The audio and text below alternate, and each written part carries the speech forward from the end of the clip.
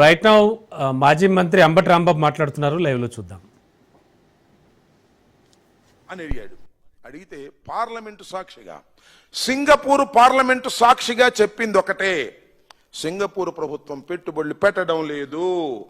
గవర్నమెంట్కి సింగపూర్ గవర్నమెంట్కి ఆంధ్రప్రదేశ్ గవర్నమెంట్కి ఏ విధమైన సంబంధం లేదు. కొన్ని ప్రైవేటు కంపెనీలు, కేవలం కొన్ని ప్రైవేటు కంపెనీలు, సింగపూర్లో ఉన్నటువంటి కొన్ని ప్రైవేటు కంపెనీలు ఆంధ్రప్రదేశ్ ప్రభుత్వంతో ఒడంబడికలు చేసుకున్నాయి. ఆ ఒడంబడికలు ఇంకా ప్రాథమిక దశలో ఉన్నాయి అని 2019లో పార్లమెంటులో ఇచ్చినటువంటి సమాధానం. దీన్ని బట్టి ఏమర్థం అవుతుంది? సింగపూర్ ప్రభుత్వానికి రాజధాని నిర్మాణంలో ఏ విధమైన సంబంధం లేదు. సింగపూర్లో ఉన్నటువంటి ప్రైవేటు కంపెనీలు కొన్ని ఇక్కడ పెట్టుబడి పెట్టేటటువంటి కార్యక్రమం చేస్తున్నాయి. దానికి చంద్రబాబు నాయుడు గారు పచ్చ జెండాలు ఊపి సింగపూర్ ప్రభుత్వం ఇక్కడికి వచ్చేస్తుందని డప్పాలు కొట్టి ప్రజల్ని నమ్మించాలనేటువంటి ఒక దురుద్దేశపూరితమైనటువంటి కార్యక్రమం చేశాడనేది చాలా స్పష్టమవుతుంది. మళ్ళీ సింగపూర్ ప్రభుత్వాన్ని అంట బెదిరించారంట, సింగపూర్ ప్రభుత్వాన్ని పోగొట్టారంట. సింగపూర్ ప్రభుత్వం కనిపెట్టేసినంతా కూడా డొల్లని, ఇక్కడ లంచాలు తీసుకోవడం కోసం అక్కడ వాళ్ళు వస్తున్నారని కనిపెట్టిన తరువాత సింగపూర్ ప్రభుత్వం మాకేమీ సంబంధం లేదు పోండి అని చెప్పి పంపించేసింది. చేతులు దులుపుకుంటా చంద్రబాబు నాయుడు గారు వాళ్ళ అబ్బాయి వచ్చేసి మా మీద పడేటటువంటి ప్రయత్నం చేస్తున్నారు. దావోస్ వెళ్ళాడు, దావోస్ నుంచి కూడా వచ్చాడు. ఏమన్నా నేను అడుగుతానండి చంద్రబాబు నాయుడు గారు, లోకేష్ గారు, చంద్రబాబు నాయుడు గారు ఇప్పుడైనా కానీ 58 సార్లు సింగపూర్ పర్యటనకు వెళ్ళాడు రాష్ట్ర ప్రభుత్వం తరఫున. ఒక్క పైసా, ఒక్క రూపాయి నువ్వు ఇక్కడ పెట్టుబడులు పెట్టినటువంటి సందర్భం ఉంటే చెప్పయ్యా.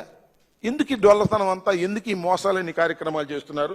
ఎంత విచిత్రం అంటే, రాజధాని ఏరియాలో సీట్ క్యాపిటల్ కోసం 1691 ఎకరం కేటాయిస్తే దానిలో 58% సింగపూర్ కంపెనీలకి అంటే ప్రైవేట్ కంపెనీలకి 58%, మనకు మాత్రం 42%. వాళ్ళు ₹1 పెట్టుబడి పెట్టరంట. మనమే 18,000 కోట్లు మనం పెట్టుబడి పెడతామంటే వాళ్ళు వచ్చి డిజైన్లు ఇస్తారంట. వాళ్ళకేమో 58% అంట, మనకేమో 42% అంట. ఇంత దౌర్భాగ్యమైనటువంటి అగ్రిమెంట్ చేసుకున్నారు కాబట్టే ఫెయిల్ అయిపోయింది. దానికి జగన్మోహన్ రెడ్డి గారి మీద, మా ప్రభుత్వం మీద పడి ఏడ్చేటటువంటి కార్యక్రమం చంద్రబాబు నాయుడు గారు చేస్తున్నారు. చంద్రబాబు నాయుడు గారు డప్పాలు కొట్టడం తప్ప సింగపూర్లో ఉన్నటువంటి ప్రభుత్వానికి ఇక్కడ ఉన్నటువంటి ప్రభుత్వానికి ఏ విధమైన సంబంధం లేదనేటువంటి అంశాన్ని ఇప్పటికైనా మీరు తెలుసుకోండి ప్రజలు. అదేవిధంగా చంద్రబాబు నాయుడు గారు కూడా విషయం బహిరంగంగా చెప్పుకోకుండా దాట వేసే ప్రయత్నం చేసి ప్రజల్ని మరింత మోసం చేసే కార్యక్రమం చేస్తున్నాడు. ఇది సరైనటువంటి విధానం కాదని కూడా ఈ సందర్భంగా నేను చెప్పదలుచుకున్నాను. ఇంకా రెండో నిర్ణయం, సింగపూర్ తర్వాత ఆర్టీసీ ఉచిత బస్సు, దానికి ఏదో పేరు పెట్టారండి, లిక్కర్ కాదు, స్త్రీ శక్తి. ఇవాళ వాళ్ళ అఫీషియల్ పేపర్లో రాస్తున్నారు. లోకేష్ చొరవతో ఈ నిర్ణయం తీసుకున్నారంట. 14 మాసాల తరువాత, ఎమ్మటే కాదు, ప్రభుత్వం వచ్చి 14 మాసాలు అయింది. దానికి లోకేష్ చొరవతో తీసుకున్నారు. లోకేష్ చొరవ లేకపోతే తీసుకునే వాళ్ళు కాదనమాట. అసలు మీరేమి నిర్ణయం తీసుకున్నారు? ఎంత మోసం చేశారు? మహిళలకు మీరేం చెప్పారు? ఎన్నికలకు ముందు మహిళలకు ఏం చెప్పారు? ఇవాళ మీరేం చేస్తున్నారు? ఎంత మోసం చేస్తున్నారు? ఇది కూడా అరకొరగా చేసి మళ్ళా మహిళలను మోసం చేసేటటువంటి కార్యక్రమం చేస్తున్నటువంటి ఒక దౌర్భాగ్యమైనటువంటి కార్యక్రమానికి ఇవాళ తెరలేపారు. ఆఫ్టర్ 14 months మీరేం చెప్పారో ఒకసారి చూడమని కూడా ఈ సందర్భంగా మనవి చేస్తున్నా. చంద్రబాబు నాయుడు గారు ఏం చెప్పారో, వాళ్ళు అడ్వర్టైజ్మెంట్స్ ఏం చెప్పారో ఒక్కసారి రాష్ట్ర ప్రజానీకం తెలుసుకోవాల్సినటువంటి బాధ్యత ఉన్నదని ఈ సందర్భంగా నేను చెప్పదలుచుకున్నాను. ఒకసారి ప్లే చేయండి. అది ఒక కప్పు టీ కూడా ఇవ్వాలని అంత బిజీయా?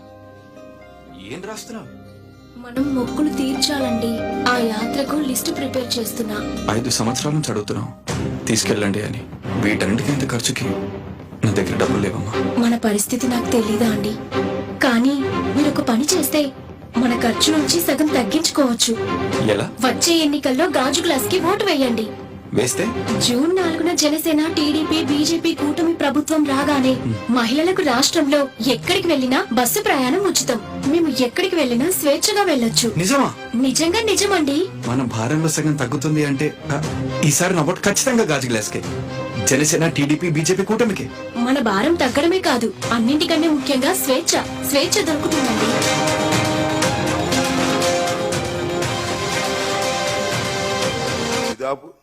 ఇది ఒక అడ్వర్టైజ్మెంట్. ఎన్నికలకు ముందు మహిళలని అట్రాక్ట్ చేయటం కోసం ఉచిత బస్సు అనేది వాళ్ళు ఏం రాసుకుంటుందో చూశారుగా భర్త గారి ముందు